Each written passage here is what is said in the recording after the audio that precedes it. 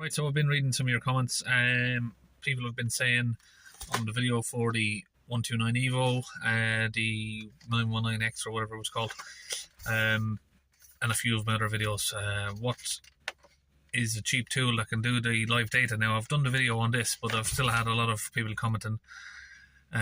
Maybe I didn't show enough of the live data information. So I'm finished work today a little bit early, and let's go through it. So this is the 129 EVO from the Launch UK website, so it's a UK spec tool.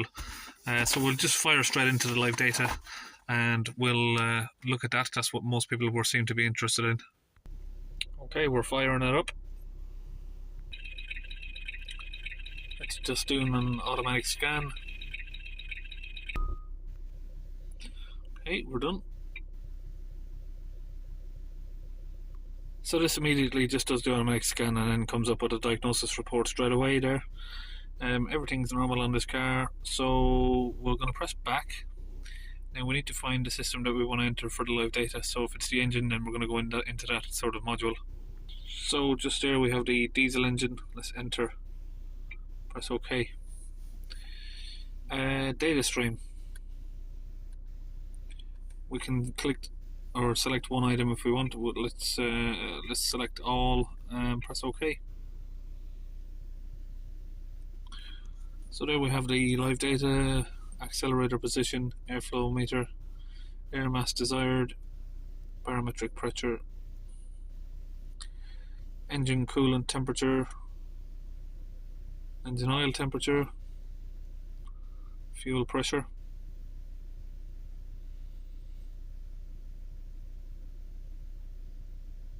Two out of 3 pages. Let's go back. Let's unselect all of these. So maybe there's just a maximum limit there that we can read at the one point. Let's just go through. Looking for particle filter stuff here. This is what people are asking me about. I think obviously most of the people who watch my videos are interested in the particle filter.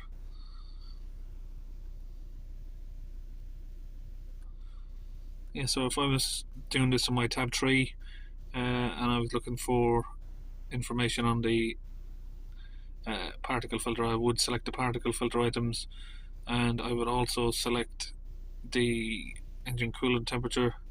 And if the car is compatible, now this is an older car, I'm not sure if it's got all of the different temperature sensors, but it's got one there.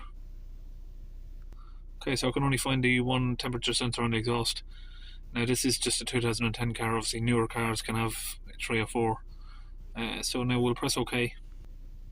We'll load those items up. So we've got the coolant temperature. Now there is an issue there with this one, but as my dad always used to say, if it ain't a problem, don't fix it. I wouldn't have known that there was a problem with the DPF sensor unless I went on this live data. Now that shouldn't be in a negative reading. So maybe it needs adaptions, calibrating, or possibly a new sensor. Worst case scenario, ECU needs looking at, but we have 0 soot mass on the. Let's accelerate it up.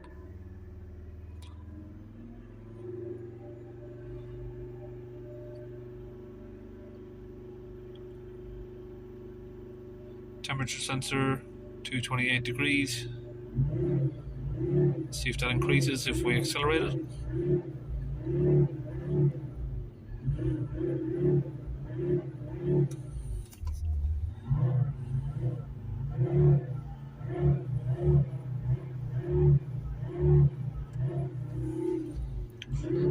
So you can see there that gets quite hot.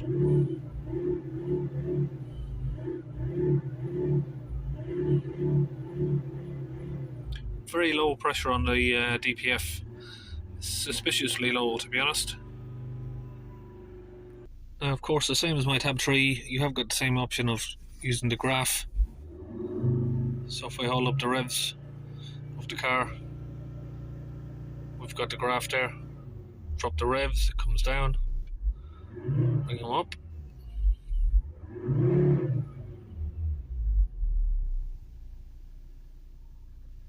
So yeah, can't complain about that. Of course, there would be some stuff that this can't do, like my Tab 3 can do. Again, there is, certain newer vehicles. This it does work on a newer Volvo. I did plug it into one yesterday, but there are certain new cars. Like I've just done a video recently. I've had even issues with the Tab 3 connecting to a Ford Connect. We had connection, but there's just some of the stuff, the special functions, just options weren't there. Now, the more expensive your tool is, the less likely you are to have those issues, but it doesn't always guarantee that. But this tool seems to work pretty fine on everything I've plugged it into so far. Pretty handy little tool, really. Now, I will say, the first tool I ever did buy when I first started out doing my repairs, it was a launch unit, something very similar to this. I don't even remember the actual model of it, but it was a very similar shape to this, very similar size. And at the time, for me, it was a groundbreaking bit of kit, because some of the other stuff that most mechanics had, I had a few friends and whatever, and they would actually call me down with my little launch that costs some sort of £200 or £300 range like this, to check ABS systems and airbags, because their snap-on scan tool couldn't support it, but the little launch unit could that at the time. I then moved on to an Autel unit, which was okay, but we've started to move back over to the launch stuff again, particularly because the launch DPF fluid sort of caught my eye. I tested it out, I was really impressed with it, and I just went from there, really. Once I was really impressed with the DPF fluid, same with the Milwaukee stuff. Once you get impressed with one tool, you want to buy more of it. You want to buy more from the same brand, and I'm very very particular like that. But anyway, for a DIY person, it can do your live data. I suppose while we're here, I know someone's probably going to ask, what can it do on the automatic gearbox? Can it read the data streams? There you go, it can read all of that. What gears it should go in, linear pressure for the solenoids, gearbox. Let's just try and select as many as we can and go through them. So you get the engine speed, expected gear ratios, where the gear lever position is.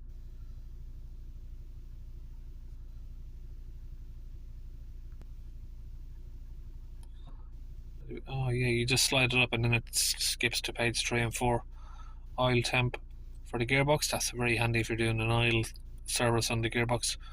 Now the degrees is in Fahrenheit. I don't know if we can change that. I suppose for the video now I'm going to have to check that out somehow.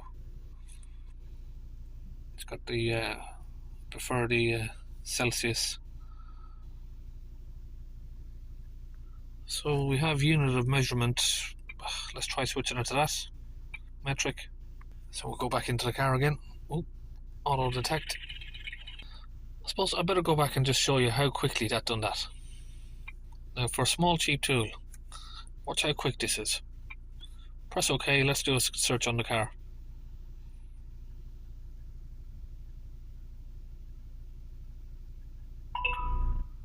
Barely a few seconds, just scanned the whole car and done a report, ready to print or share over by email. Okay, so that's answered the question. We have changed the units. We are now on degrees centigrade. Let's flick it up to page 2. Page 3. Yep. Oil temp in the gearbox. Just the silly little things like that just make things easier for you, I suppose, isn't it? Okay, I think we'll finish it up. We don't want to be here all day with this one. See you in our next video.